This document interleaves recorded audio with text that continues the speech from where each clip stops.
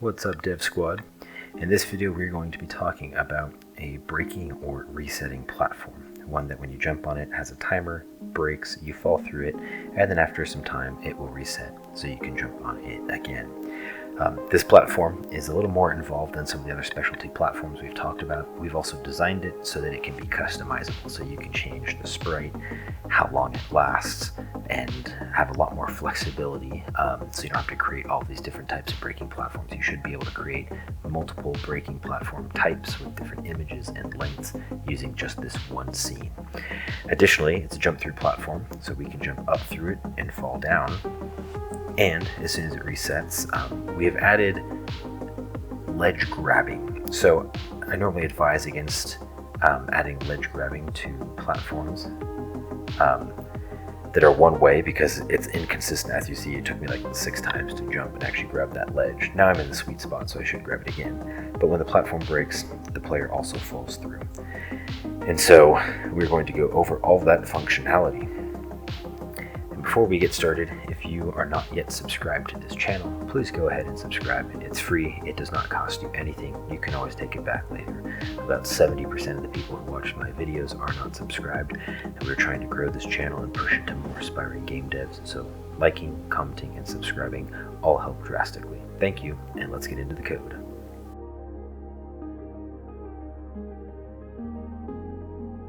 Alrighty, we're going to start off by adding a new folder type, and we're going to call it resetting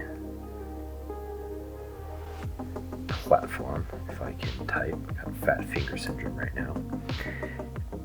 And we're going to create a new scene inside of here called a resetting platform. And so this will actually inherit from area 2D, I think. Actually, no, it's a static body 2D. There we go. Perfect. So with static body 2Ds, it's going to need a collision shape. So let's add that. Let's rename it to collider, like we always do. And then we're also going to add an area 2D, and we're going to call this just area. Oops. And then underneath the area, we're going to need another collision shape. And this one we're going to call detector. So the collider is for the platform. The detector will detect when the player is on top of the platform. Let's add new rectangle shape, and then remember to click local to scene. Same thing for the detector, new rectangle shape, click local to scene. Perfect. There we go. Alrighty. So that's all we're going to add to this platform. Now you may be thinking, wait, how do we play an animation, or how do we play a sprite, or have a sprite if we don't have these already here?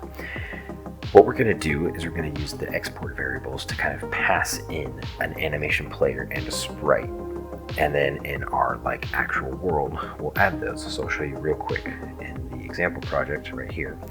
We have the resetting platform as well as an animation player and a sprite, and then we pass in the animation player and the sprite, all that right here, so that we can have a lot of customization, and that will start to reflect in our resetting platform script.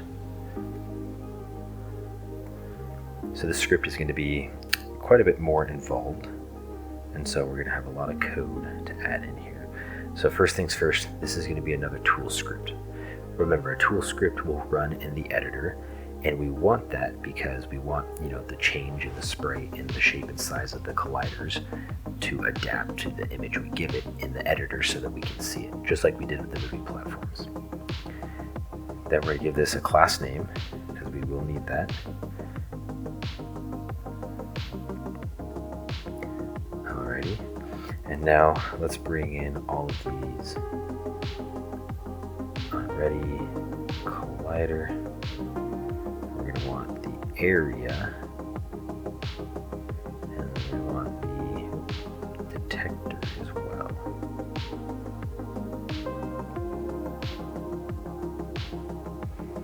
Perfect. Then we're going to do one export category, This one's going to be called platform properties. Like the moving platform, we're going to export a variable called scale width. It'll be a float, and we're going to default it to 1. And then we're also going to export a scale height. That is a float and defaulted to 1. And then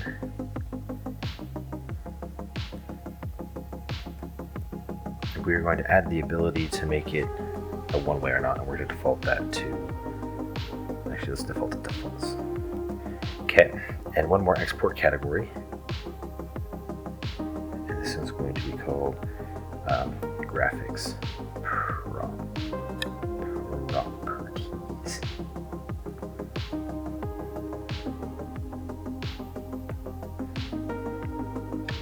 Alrighty, so this one is going to be export variable platform texture, which is going to be a texture 2D. And we're going to export a sprite.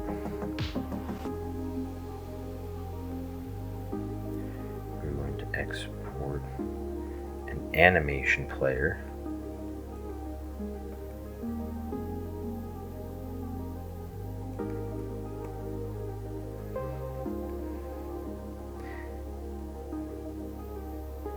And then we're going to export something called normal as a string, breaking, for the variable definition, breaking as a string,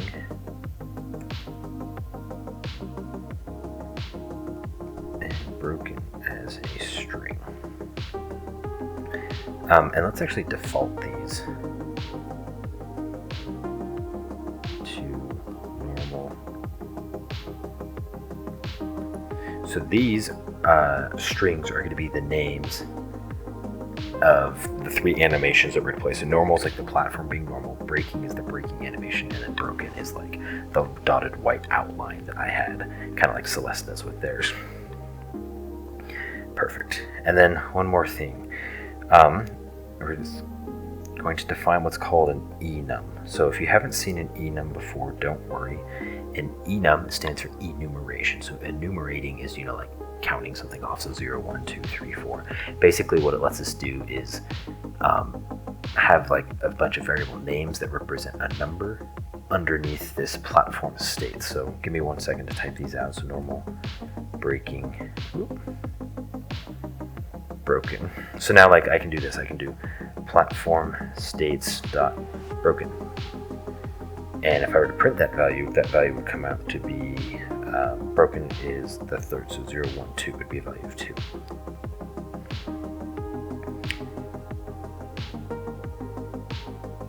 Okay, now we're going to do a variable current state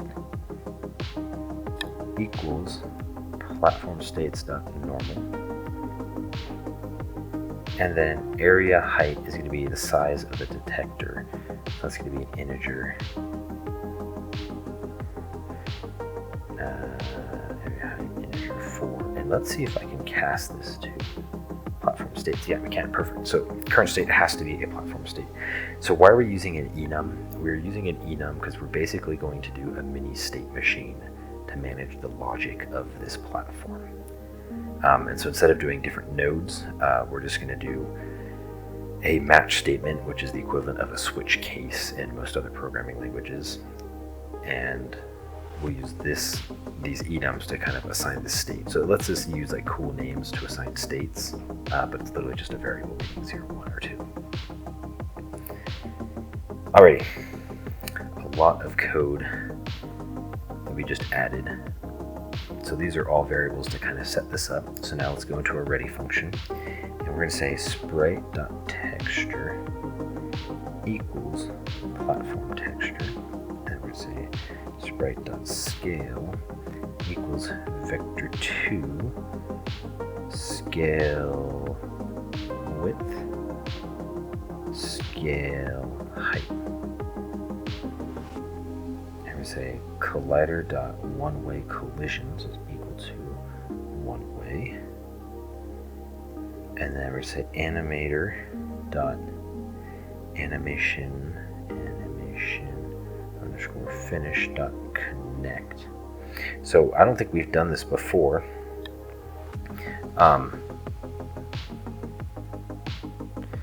In the past, we've connected all of our signals by going, through the node property and connecting them that way. You can do it via code.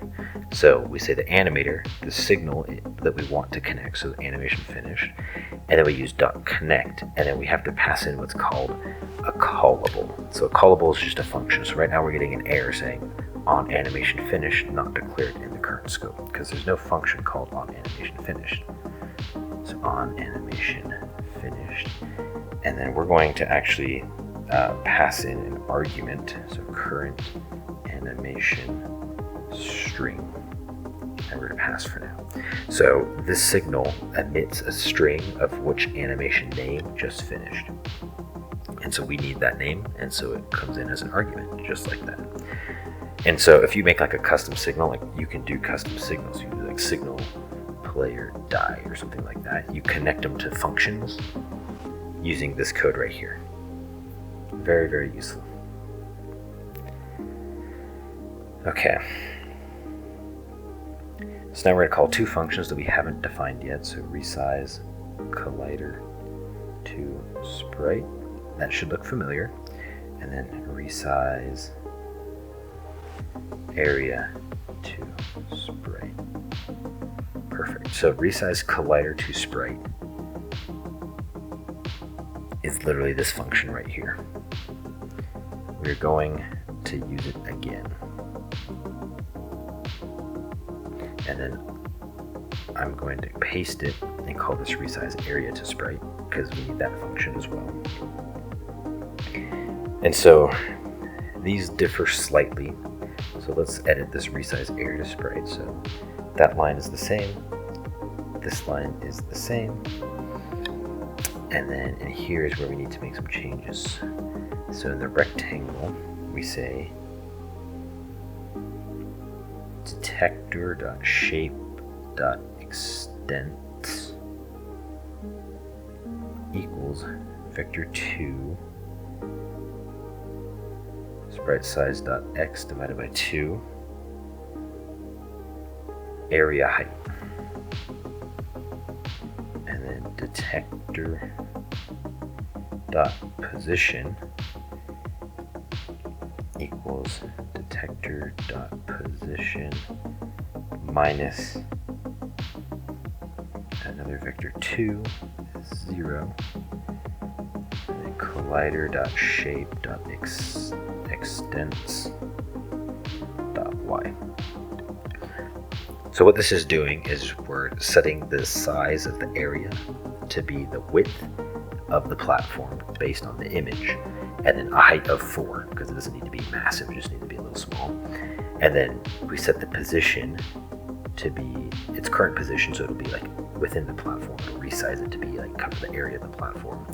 We just move it up, the height of the platform. So we just move it up so it sits just a little bit above the platform to detect the player. And then we're just going to leave the rest of that code the same, because we're not really going to ever have a circular platform. At least I won't. You might. In which case that code might break. Alrighty. So now let's go to our process. And so remember, this is a tool, so we're going to use the if not engine dot is editor hint. Oh, I gotta spell right. Function. So if we're not in the editor, then run the code. So this is where we get the match statement. So match is the equivalent of if or switch cases if you've used a different programming language. So we're going to say platform states dot breaking,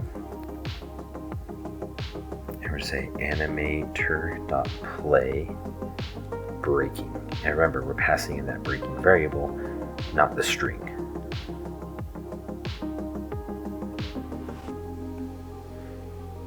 Okay, and now we say platform states dot broken,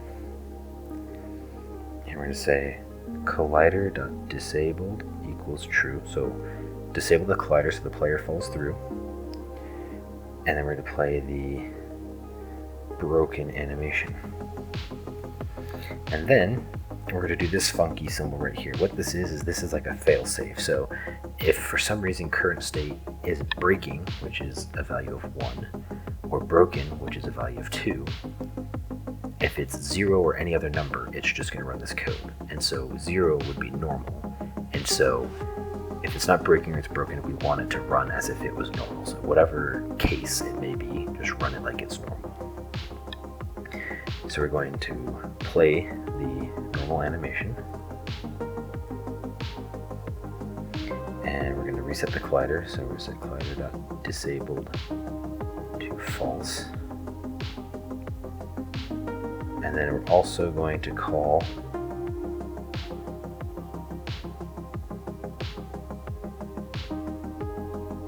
handle platform trigger, which we have not defined yet. So let's go define that real quick. And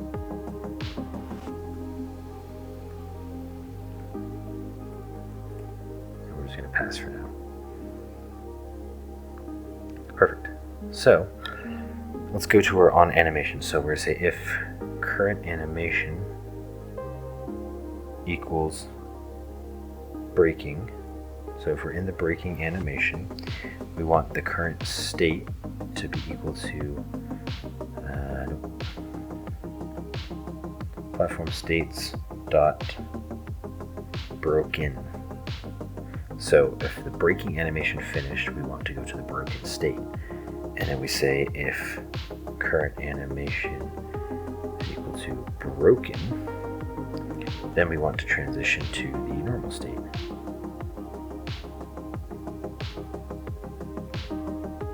Perfect. And that's all we have to put in that code. So the last thing we have to do is to do this handle platform trigger. And so because we're using an area, we could use a signal of, like body entered. However, that's how I first coded this, and it was not working. It was super buggy, and the reason it doesn't work is because it just triggers when the player enters. So if the player enters coming from below and isn't even through the platform, it would trigger it. And so that was annoying because we only want to trigger if the player's on the platform. So we're not going to use the signal. We're actually going to use a function that returns every instance or every scene that is within our detector area. And so here's how we handle that. We say var bodies equals area dot get overlapping bodies. Perfect. So this is getting every body, so a body, character body, static body, etc., that is overlapping with this platform. And now we're going to say for item in bodies, if item is player controller. So let's go over this. So for item in bodies, just loops through every single item, and we're checking that the item is a player controller. You can change that once again if you want anything that lands on it to break it, like an enemy, to just be a character body. But the reason we're doing this is because technically the way we have this set up is the area overlaps the collider of the platform just slightly, and I did that intentionally so that the player, even if the player is like perfectly on the platform, there's still a little bit of area below them, so they'll still be colliding with it and therefore detect it. It was just kind of a safety feature that I added. So now we say if item.is on floor. So we're saying if the player is on the floor, because remember the item is a body and we're checking if it's player controller, and so it has that function is on the floor. And so if it is, now we say if the current state is equal to platform states.normal. So the platform has been reset already. Now we say current state equals platform states.breaking. Alrighty. And there we have it. That should be all the code we need for this platform. But there's still some more we have to do. So if we come into our world, and if we try to add in a resetting platform, we can put it right there, but nothing's going to happen. Why?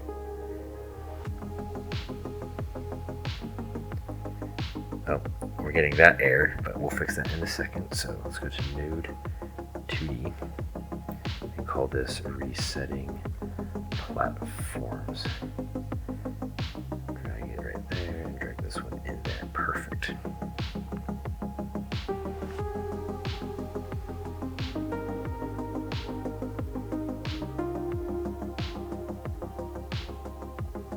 Okay. So I'm going to make this a one-way, but now we can see that the texture is empty. The sprite and the animator are both empty, and we'll leave these names as they are. So let's let's do this. Let's do a new texture atlas. Let's drag this on here. Let's edit the region. Remember, we just want this, so we'll snap it over here. Now, these are not, like aligned vertically. They're aligned 1 by 1 by 1 by 1 because it makes the animation flow a little smoother. So we're going to need to just adjust it like that. And we have 5 vertical frames in our animation.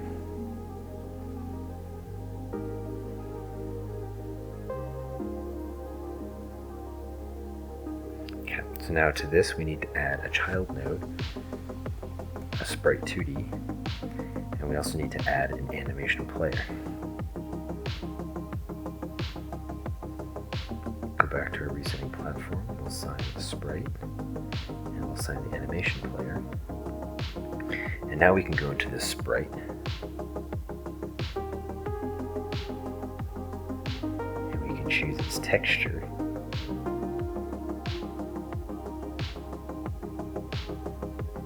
to be this new atlas texture, and let's set this texture to be a new atlas texture. Drag this in, and now that I'm thinking about it, I think this is kind of actually redundant, so we may fix that in the future where we don't actually need the texture property, because we're just setting the texture here. Okay, that's what we want, and then we want animation.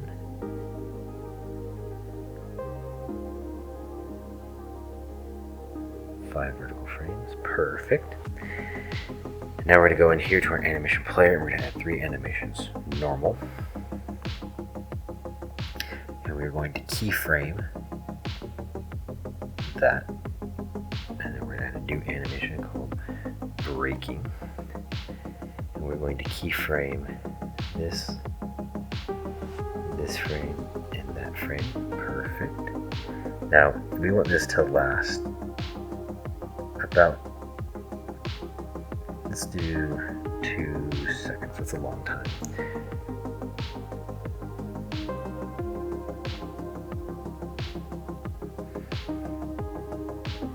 Let's do 1.5 seconds. Okay, my thumbs lock was off. I was like, why isn't that working?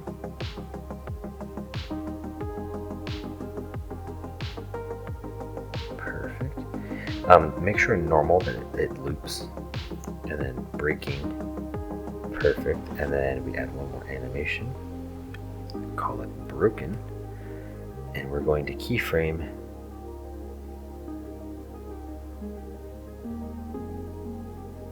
perfect this one, and we'll let it sit there for 2 seconds before it resets.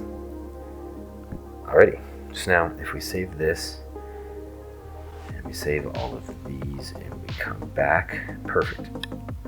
We have now reset. So see how we can see the area? It sits just above the platform, and then we have this detector, and that's the collider. So let's go ahead and run this and see how well it works. And then that red arrow just indicates that that body is a one-way, and the red arrow points down for gravity. That is way too high. We can't reach that. Let's change our grid snap.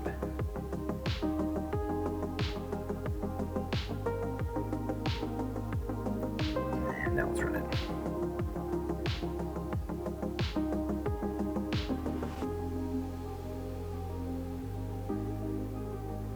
Perfect. We land on it. It breaks, we fall through. We jump up, we land on it, it breaks, we fall through. Perfect functionality. And as you saw, we can customize that image however we want. We can also jump up and fall through, and it still continues to break, just as we planned. So now, the next issue we have is boom.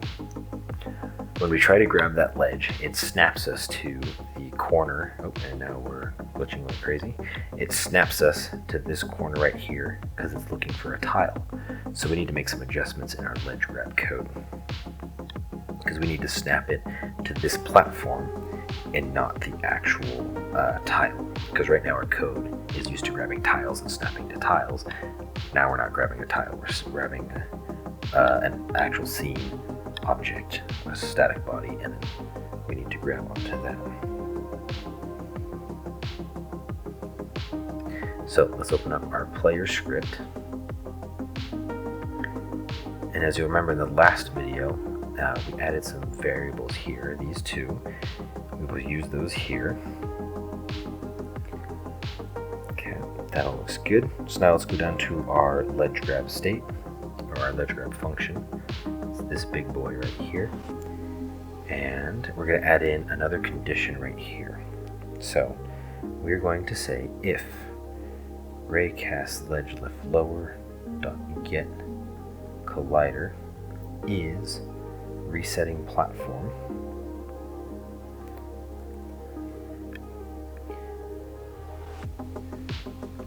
so that's why we added that class name. So now what we need to do is we need to calculate the edge of the platform. And so we're basically going to just say var platform equals rc ledge lift lower dot get collider. So we're going to get that platform, so we have it stored in the platform variable. And then we're going to say position adjustment equals vector2. We're going to say platform dot collider dot shape dot extents dot x. That's a lot of things that we're going in there. And then we're going to set this to negative platform dot collider dot shape dot extents dot y. Okay. And now we need to set our corner grab position. So corner grab position is going to equal platform dot global position plus our positional adjustment. And then we're going to say additional ledge climb nudge is going to equal to resetting platform nudge. And then we're going to say platform dot current state equals platform dot platform states dot breaking, because we want the platform to start breaking. And now we change state to states dot ledge grab. Perfect. And then we come down here. We're literally going to put that same code in here. Nope, over one. Perfect. But we're going to switch this to right. And then we set this to negative, because from the right we want to go. So extents is like from the center, it's half the direction. So it's from the center to one edge. So that's half the actual width. So for the left edge, we want to go positive to the right because we're grabbing the left of it. For the right ledge, we need to snap the player to the left edge of the player when we're grabbing that left edge, if that makes sense. So that's why we're adding negative here, positive above. Alrighty, let's run that.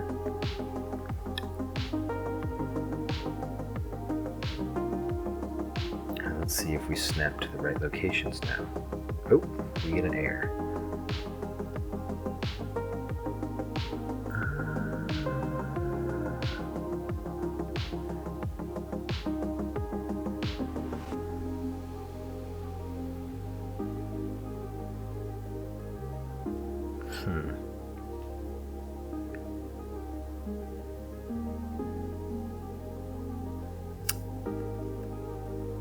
because we are on the right side. That's why the left one's not going to be colliding with anything. There we go, grab it, it breaks. Now, you just notice that when it's broken, the player does not fall. And so that is an issue that we need to fix. Alrighty, so to make it so the player falls when the platform breaks, we're going to need to make a few adjustments here. So we're going to say var resetting platform of type resetting platform equals null. We're going to make another adjustment. So down here where we have this variable platform, we're going to get rid of that and just call this resetting platform. And then anywhere we have platform, we just need to go in there and replace it. Perfect. And then we're going to do the same thing right here. So the reason we're doing that is we are now storing the platforms, like the actual scene of the platform that we are grabbing, because that will allow us now to go to our ledge grab state and handle ledge release. We've got this right here, and so now we're going to say or,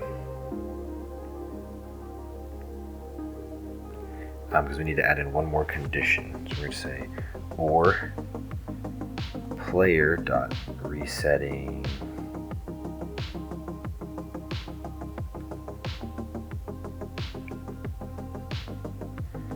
So if the platform is not null, meaning we're actually grabbing onto the platform, and player dot resetting platform dot current state equals